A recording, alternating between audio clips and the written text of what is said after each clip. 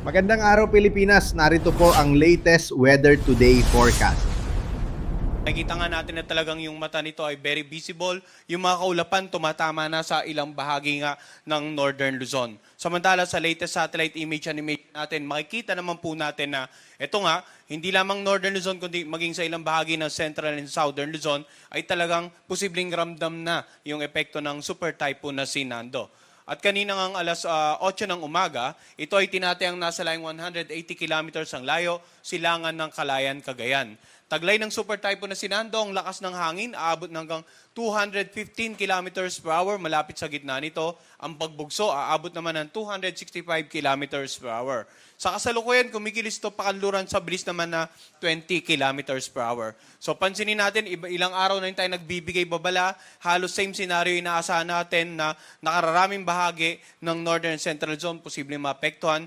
At ganun din po, yung binabantayan nating pinag-iba yung habagat, no? Nakaka-apekto pa rin sa kanlurang bahagi ng gitna at ng katimugang Luzon, ng Kabisayan, ilang bahagi ng Mindanao at including sa Metro Manila.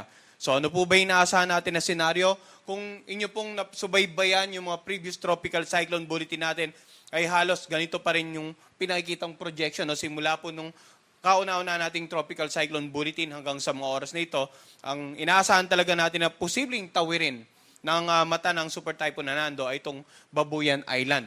So, ngayon ngang hapon, kung makikita po natin, posibleng nakatawid na ng Babuyan Island at bukas ng umaga po, inaasahan natin itong nakalabas na ng ating area of responsibility.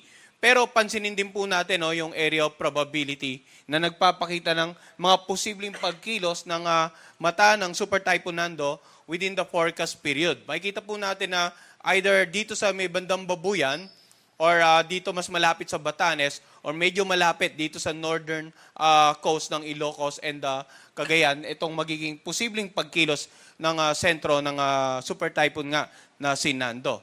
Samantala sa ating extended forecast period, sa darating na Miyerkules, inaasahan natin na malayo na talaga ito sa northwestern boundary ng PAR at possibly nasa coast na ng southern part ng China. At sa darating naman na Huwebes ay posibleng naglandfall na nga dito sa may bandang southern part of China. So, sa ngayon po, yung projection natin, ngayong araw, posibleng ang tumama itong sinando dito sa may bandang Babuyan Island. So, not only yung sentro ang dapat paghandaan, kundi maging yung basically yung lawak ng bagyo na makikita po natin kung gaano kalawak, ay meron tayong mga nakatas na tropical cyclone wind signals. So, dito po sa slide na ito, makikita natin, although napaka-faint, pero yung naka-highlight po ng purple na kulay, ay ito po, yung ilang bahagi ng Babuyan Island, ay meron tayong signal number 5. Pag meron tayong wind signal number 5, ang lakas ng hangin, posibleng more than 185 kilometers per hour in 12 hours or less ay posibleng maranasan dito. Samantala, meron tayong wind signal number 4 naman, dito sa mga lugar na naka-highlight ng pula. Ito po yung southeastern portion ng Batanes, sa natitirang bahagi ng Babuyan Island, sa northeastern at saka northwestern portion ng mainland Cagayan, at saka yung northernmost portion ng Ilocos Norte. Ang lakas naman ng hangin dito, posibleng umabot mula 118 hanggang 184 kilometers per hour. Samantala sa mga areas na naka-highlight naman po ng orange, ito yung mga lugar may tropical cyclone wind signal number 3. Ito po yung natitirang bahagi ng Batanes. Ganon din itong northern central portion ng mainland Cagayan, itong northern central portion ng Apayao, at saka northern and saka central portion ng Ilocos Norte. Pag wind signal number 3 naman, posibleng ang lakas ng hangin na maramdaman ay mula 89 hanggang 117 kilometers per hour. Yung naka-highlight naman po ng yellow, ito yung mga lugar na sa ngayon ay merong tropical cyclone wind signal number 2.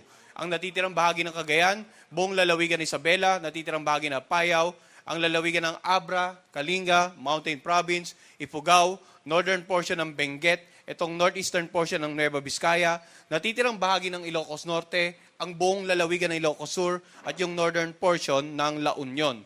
Pag may wind signal number 2 naman, ang lakas na hangin na posibleng maranasan sa lugar ay aabot mula 62 hanggang 88 kilometers per hour.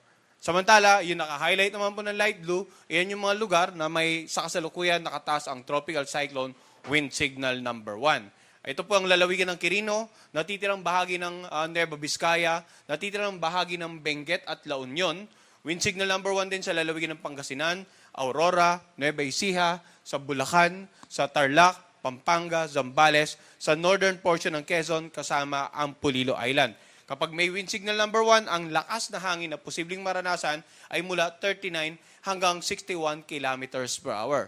So, pag meron tayong nakataas na wind signal, ibig sabihin, may kakibat itong lakas ng hangin na posibleng maranasan sa inyong mga lugar. Ano yung posibleng impact nito sa inyong lugar? Lalong-lalo na dito sa may signal number 543.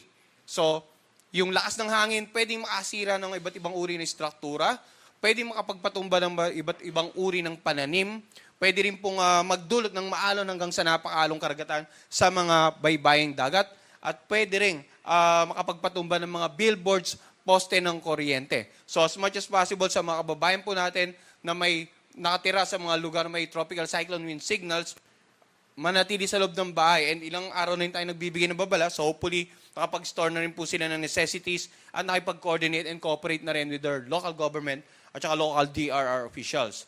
Samantala, silipin naman natin ano yung inaasahang pag-ulan in terms of paparating na bagyong Super Typhoon Nando at yung pinag-ibayang habagat. So sa araw na ito, asahan po natin more than 200 millimeters of rain, pwedeng bumagsak dito sa mga lalawigan ng Batanes, Cagayan, Apayao, Abra, Ilocos Norte at Ilocos Sur. Samantala, around 100 to 200 millimeters of rain, lalawigan ng Kalinga at Isabela, 50 to 100 millimeters of rain naman halos sa natitirang bahagi ng Northern Luzon at sa nakararaming bahagi po ng Central Luzon. In terms of epekto ng habagat ngayong araw, meron tayong inaasahan ng mga pag-ulan dito nga sa lalawigan or sa Metro Manila, sa mga karatig lalawigan ng Rizal, Laguna, Cavite, Batangas, sa Mindoro provinces at sa Palawan, ganon din sa may bandang Bataan.